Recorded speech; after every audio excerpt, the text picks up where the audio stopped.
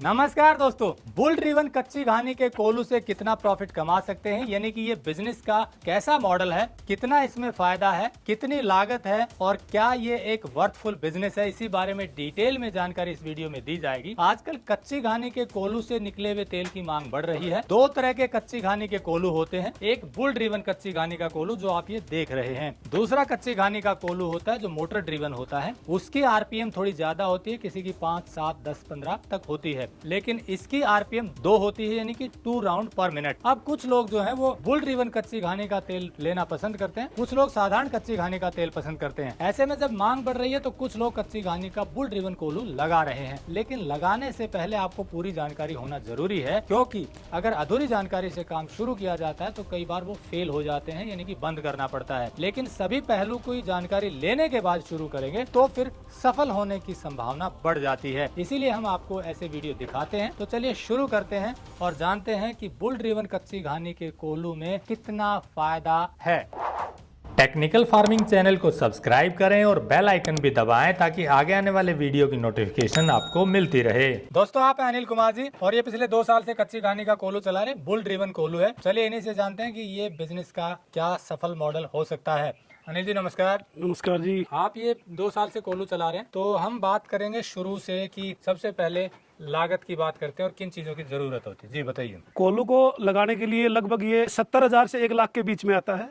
ये वाला जो कोल्हू है ये 1,10,000 रुपए का है, और उसके अलावा इसमें एक टीन का सेट बनाना पड़ता है इसके ऊपर, और एक बैल लेके आना पड़ता है। इसमें 2 बैल भी आप लेके आ सकते हो रोटेशन के हिसाब रोटेशन के हिसाब से। टोटल खर्चा क्या है? इनिशियल कॉस्ट लगभग 2 लाख रुपए लग जाती है। 2 लाख रुपए में ये स्ट्रक्चर तैयार हो जाता है, जिसमें कोल्हू हो गया, बैल हो गए, ऊपर का स्ट्रक्चर हो गया, नीचे का ये स्ट्रक्चर हो गया जी। तो इसके बाद अब बात करते हैं कि तेल इसमें कौन कौन से बीजों का निकलता है और कितना निकलता है। इसमें सरसों का, मूंगफली का, तिल का, सूरजमुखी का, इस तरीके के सभी प्रकार के तेल इसमें निकलते हैं। तो यहाँ उत्तर भारत में ज्यादातर कौन सा तेल निकलता है? यहाँ पे सरसों और तिल ज्यादातर प्रयोग होता है। आप बात करते हैं सरसों का, कितना तेल एक दिन में इस कोल्हू से निकल जाता है? इसमें 7 से 8 लीटर लगभग तेल निकलता है, और आप 1 महीने का अगर निकाले तो लगभग 200 लीटर आप मान के चलिए। 200 लीटर की महीने की एवरेज आती है, ये तेल निकलता है सरसों का। अब हम बात करते हैं कि कितने प्रतिशत तेल निकलता है। इसमें लगभग 25% आप फिक्स लेके चलिए। यदि सरसों 1 क्विंटल है तो 25 लीटर उसमें तेल निकलेगा। बिल्कुल बिल्कुल बिल्कुल। दोस्तों, जैसा अनिल जी बता रहे हैं कि एक कच्ची घानी के कोल्हू से जो बुल ड्रिवन है एवरेज 7 से 8 लीटर की प्रतिदिन की आती है, लेकिन महीने की बात करें तो 200 लीटर आप मानकर चल सकते हैं, एक महीने में एवरेज इसकी आ जाएगी। अब जो 200 लीटर सरसों का तेल निकला है उसका अगर गणित लगाएं, जैसे मेरी इनसे बात हुई उसी आधार पर आपको बता रहा हूँ। सरसों का रेट लेके चलिए 6,000 रुपए क्विंटल। 6,000 की 1 क्विंटल सरसों आई, उसमें निकला 25 लीटर तेल। तो इसी तरह 8 क्विंटल सरसों आपने खरीदी 48,000 रुपए की, और उस 48,000 रुपए में तेल निकला 200 लीटर। जब आप 48,000 को 200 से भाग देंगे तो 240 रुपए की एवरेज 1 लीटर की कॉस्ट आ गई। क्यों आ गई? क्योंकि इसमें तेल कम निकलता है बाकी बड़े मशीनों की तुलना में। अब दूसरी तरफ बच गई खली आपकी, यानी कि 1 क्विंटल में 25 लीटर तेल निकला, 75 लीटर खली बच गई। तो इस हिसाब से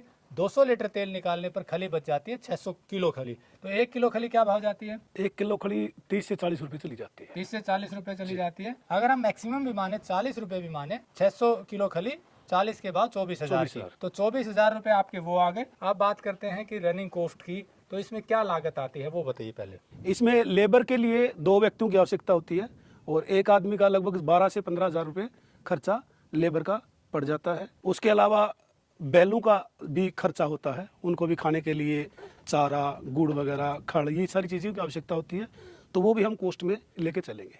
तो एक बैल का खर्चा आपका माने तो दिन का 150 रुपए के आसपास आ जाता होगा आराम से 150 रुपये आ जाता है आराम से। तो 2 बैल का खर्चा 300 रुपये आराम से। तो 300 रुपए बैल का खर्चा, यानी कि महीने का 9,000 रुपए। 9,000 रुपये हो गया। लेबर कॉस्ट आपकी 15 से 16,000 हो गई, तो यानी कि 16,000 में 9 जोड़ दिया तो 25,000 रुपए खली की कॉस्ट आपकी इसमें बराबर हो जाती है। ये तो एक लेबर की बात है। साथ में एक घर के व्यक्ति को रहना जरूरी है, नहीं तो 2 लेबर रखने पड़ेंगे आपको। नहीं तो 2 लेबर रखने पड़ेंगे। पर मैं आपको सलाह दूंगा कि आप घर के आदमी अगर वहाँ रहेगा तो अच्छे से वो निकालेगा और उसको समझ सकता है तरीके से। उसमें तेल की मात्रा भी वो ज्यादा निकालेगा अगर खुद आदमी लगा रहता है तो। मतलब पार्ट टाइम काम नहीं है, आपको रहना पड़ेगा। बिल्कुल फिक्स रहना पड़ेगा सर। तो ये तो आ गई आपकी खली, उसमें न्यूट्रलाइज हो गई। अब बात करते हैं 240 के बाद स्टोरेज और पैकिंग की, कितना खर्चा आता है 1 लीटर में? 1 लीटर में जैसे या तो आप ग्लास बोतल ले सकते हैं, वो भी अच्छा रहता है, या टीन का डब्बा लोहे का आजकल आता है। इसमें फूड ग्रेड प्लास्टिक का भी आप यूज़ कर सकते हैं, लेकिन वो अच्छी क्वालिटी का होना चाहिए। तो सबका खर्चा एवरेज क्या है 1 लीटर में? उसमें 30 से 50 रुपए के बीच में खर्चा सारा निकल आता है। वो डब्बे से संबंधित जितना भी खर्चा होता है, उसमें आपका स्टिकर भी आ जाएगा, उसमें पैकिंग का जो मटेरियल होता है वो भी आ जाएगा। तो यानी कि 50 रुपए मान के चले तो हाँ जी। 240 रुपए जो खर्च आया था उसमें 50 रुपए और जोड़ और दें, ऐड कर दीजिए, तो ये हो गया 290 रुपए। 90 रुपये। ग्रीस वगैरह डेली का भी कुछ खर्चा है ये? ग्रीस का लगभग 10 से 15 रुपये डेली का खर्चा रहता है। तो यानी कि 10 रुपए लीटर में अगर जोड़े हम, आप फिक्स 10 लेके चलिए एक बार, तो 10 रुपए ये जोड़ देते हैं तो 300 रुपए लीटर का खर्च हो गया। हो गया। तो दोस्तों 240 रुपए लीटर के हिसाब से तो तेल निकला। उसमें बताया जैसे आप पैक करेंगे 1 लीटर को, या तो फूड ग्रेड प्लास्टिक में करेंगे या टिन में करेंगे या कांच के बोतल में, एवरेज 30 से 50 रुपए का खर्चा आपका पड़ेगा। इन सब चीज़ों में स्टिकर भी आ गया, पैकिंग भी आ गई। तो ये आपका हो गया 290 और 10 रुपए आपके ग्रीस वगैरह कॉस्टिंग जोड़े तो 300 रुपए लीटर का आपका ये प्रोडक्शन कॉस्ट हो गई है इस तेल को निकालने की। अब 200 लीटर तेल आपने एक कोल्हू से निकाला, अब आगे प्रॉफिट की बात होती है। 200 लीटर को आप जिस रेट में बेचोगे वो प्रॉफिट है। हम मिनिमम मान के चलते हैं 500 और मैक्सिमम मान के चलते हैं 600, क्योंकि 600, 700, 800 रुपए तक भी बिकता है कच्ची घानी के कोल्हू से निकला हुआ सरसों का तेल। तो अगर हम 500 रुपए माने, 200 लीटर का 500 के हिसाब से 1 लाख रुपए की आपकी इनकम हुई, यानी कि टोटल बिका। उसमें से आपका 300 के हिसाब से 60,000 रुपए का खर्चा हो गया, यानी कि 300 रुपए लीटर। 200 लीटर की बात करें 60,000, 40,000 रुपए की आपकी बचत आई। अब इस 40,000 में 2 लाख का इंटरेस्ट भी घटाना पड़ेगा। बिजनेसमैन हमेशा इंटरेस्ट को भी काउंट करता है। तो 2 लाख रुपए आपने मान लो घर से भी लिए, कहीं से भी लगाए, 12% के हिसाब से भी आप लगाओगे तो आपको 12% के हिसाब से 2400 रुपए एक महीने का खर्चा हो गया। ये 2400 रुपए उसमें से और घटा दीजिए। आपको डेप्रिसिएशन भी घटाना पड़ेगा, क्योंकि टूट फूट भी होती रहती है, घिसावट होती है लकड़ी की, घिसावट लकड़ी की होती है। तो 2 से 2,500 प्रति महीने की आपको डेप्रिसिएशन घटाना पड़ेगा। तो इस तरह से आपको 2,500 रुपए ये घट गए, 35,000 रुपए की आपको बचत आई। अब बात करते हैं रेट। अगर आप 600 रुपए बेच पाते हैं तो ये आपकी कॉस्टिंग 20,000 रुपए इसमें और ऐड कर लीजिए, इनके इंक्रीज हो जाएंगे। तो इसमें सवाल ये आ गया कि इस रेट पर बेचने के लिए मार्केटिंग भी जरूरी है। तो 2 बातें आपके लिए जरूरी होगी। एक तो प्रोडक्शन आपको प्रॉपर करना है, उसके लिए आपको कंटिन्यू मॉनिटरिंग करनी है, खुद ही आपको देखभाल करनी है। प्रोडक्शन अच्छी आए तो फिर मार्केट ढूंढना है, मार्केट में मिल जाते हैं लोग। अब ये आपकी स्किल्स पे निर्भर करता है कि क्या भाव आप बेचते हैं, और वो स्किल्स क्वालिटी के साथ आती हैं। चलिए अब अनिल जी से जानते हैं कि बिकने में कोई दिक्कत आती है या कस्टमर मिल जाते हैं। जी अनिल जी, आप क्या भाव बेचते हैं और क्या ये मिल जाते हैं, कस्टमर हैं इस चीज़ के? मेरा लगभग आज की डेट तक 550-600 से नीचा रेट नहीं गया है। इतने रेट में मेरा बिक जाता है, और कस्टमर भी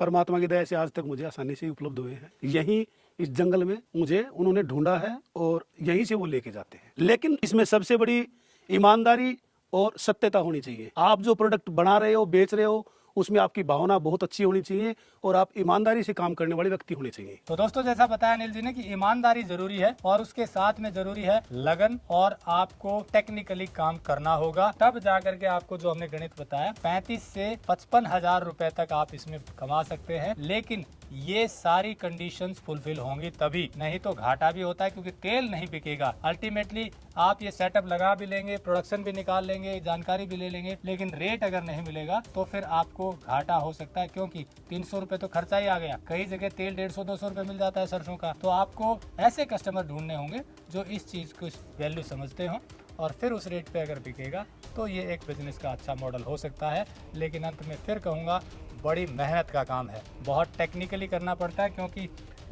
बैल के साथ इसको चलाना और कंटिन्यू स्मूथली चलाना, ये अपने आप में टेढ़ी खीर है। टेढ़ी खीर का मतलब पॉसिबल है, संभव है, ज़रूरत भी है, डिमांड भी है, लेकिन आपकी डेडिकेशन की ज़रूरत होगी। ये पार्ट टाइम जॉब नहीं हो सकता है कि आपने सोचा कि लगा दिया और कोई और संभाल लेगा और तेल निकल जाएगा और आप बेच देंगे। This is not possible. जैसा इनका अनुभव, राइट? बिल्कुल सही है, बिल्कुल सही बोल रहे हैं। तो और अधिक जानकारी के लिए हमने नंबर दिया हुआ है, आप बात कर सकते हैं। हम आपको ऐसे लोगों से मिलवाते हैं जो इस तरह के बिजनेस कर रहे हैं, एग्रीकल्चर से जुड़े हुए चीज़ें में अच्छा काम कर रहे हैं और शुद्धता के साथ कर रहे हैं। तो और ये निःशुल्क मुहिम है, ये कोई कमर्शियल वीडियो नहीं था, जैसा आप जानते हैं। जो अच्छा काम करने वाले उन लोगों को हम सीधा आपसे मिलवाते हैं। इस मुहिम को आपका प्यार मिल रहा है, इसके लिए आभार। जुड़े रहे टेक्निकल फार्मिंग से। नमस्कार, जय हिंद।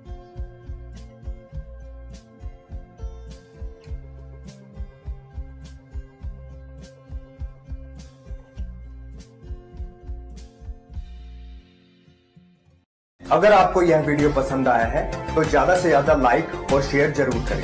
साथ ही चैनल को सब्सक्राइब करना ना भूलें।